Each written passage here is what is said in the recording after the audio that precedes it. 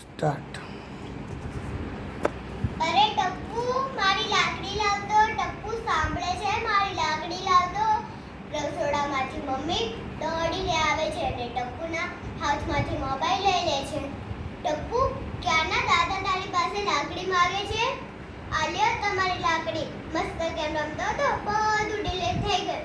ચાલ ટપ્પુ, ઘરકામ કરી લે, કાલે સવારે શાળામાં જવાનું છે.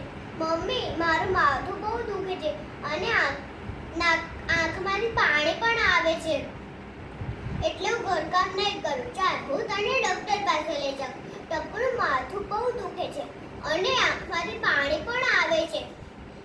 નેહાને શું થયું? નેહાનો અંગૂઠો સૂજી ગયો છે અને બહુ દુખે પણ છે. શું થયું ટપ્પુ? જો આ બંનેની સમસ્યા એક જ છે.